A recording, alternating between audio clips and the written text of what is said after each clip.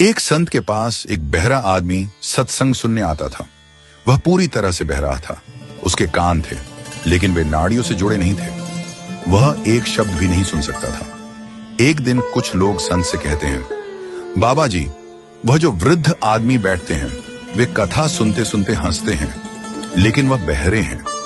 वे दो बार हंसते हैं, एक तो जब बाकी लोग हंसते हैं और दूसरा जब वे अनुमान से कुछ समझकर हंसते हैं। संत जी ने सोचा, वह बहरा है तो कथा सुनने क्यों आता है? संत जी ने देखा कि वह व्यक्ति रोज समय पर सत्संग में आता था और घंटों बैठा रहता था, कभी उठकर नहीं जाता था।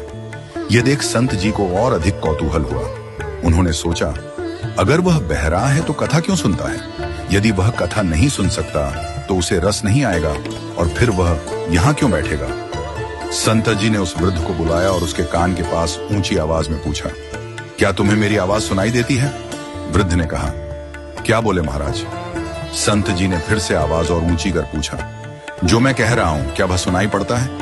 वृद्ध ने वही उत्तर दिया, क्या बोले महाराज? अब संत जी समझ गए कि वह व्यक्ति वास्तव में पूरी तरह से बह रहा है। संत जी ने सेवक से कागज और कलम मंगवाया और फिर लिखकर पूछा, तुम रोज यहाँ क्यों आते हो जब तुम सुन नहीं सकते? वृद्ध ने लिखा, बाबा जी, मैं सुन तो नहीं सकता, लेकिन यह तो समझता हूं कि जब कोई महापुरुष बोलते हैं तो उनका शब्द पहले परमात्मा में डुबकी मारता है। वे जो बोलते हैं वह मेरी आत्मा को छूता है, भले ही मैं उसे सुन नहीं पाता, इसी कारण मैं यहाँ आता हूँ।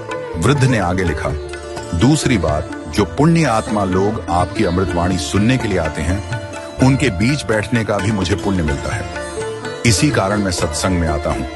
मुझे तो आपका आशीर्वाद और वाणी का प्रभाव अपने शरीर में महसूस होता है। संत जी ने देखा कि यह वृद्ध व्यक्ति तो गहरी समझ वाला और आध्यात्मिक दृष्टि से संपन्न है। उन्होंने वृद्ध से पूछा, तुम रोज सत्संग में समय पर क्यों आते हो और हमेशा सामने बैठते हो? वृद्ध ने उत्तर दिया, बाबा जी, मैं परिवार में सबसे बड़ा हूं और जब बड़े लोग कुछ करते हैं तो छोटे भी वैसा ही करते हैं। जब मैंने सत्संग में आना शुरू किया तो मेरा बड़ा बेटा भी यहाँ आने लगा। शुरू में मैं उसे बहाने से लाता था, लेकिन फिर वह अपनी पत्नी को लाया और पत्नी ने बच्चों को लाया। अब पूरा परिवार यहाँ आता है।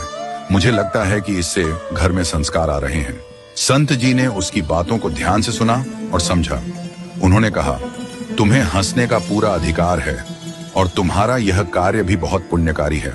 तुम्हारी उपस्थिति से तुम्हारे परिवार को भी लाभ मिल रहा है। सत्संग और ब्रह्मचर्चा का पुण्य इतना महान होता है कि भले ही कोई सुन न पाए, केवल वहां उपस्थित होने मात्र से वह व्यक्ति जीवन के पाप और ताप से मुक्त हो जाता है। अगर उसे समझ न आए तो भी वह व्यक्ति धीरे धीरे आत्मज्ञान के रास्ते पर चलता है। संत जी ने बताया कि सत्संग और ईश्वर की भक्ति का प्रभाव हर किसी पर होता है, चाहे वह सुनने में सक्षम हो या नहीं। यह एक ऐसा पुण्य है जो जन्मों तक लाभ देता है। इसलिए यह जरूरी नहीं कि हमें हर शब्द सुनने की आवश्यकता हो, बल्कि हमें केवल वहां उपस्थित रहकर उस दिव्य ऊर्जा और वाणी का अनुभव करना चाहिए। इससे यह शिक्षा मिलती है कि सत्संग में केवल भाग लेना ही पर्याप्त है, चाहे हमें कुछ समझ न आए। ईश्वर की वाणी का प्रभाव एकाग्रता और मनन से मनुष्य के जीवन में शांति और सुख लेकर आता है।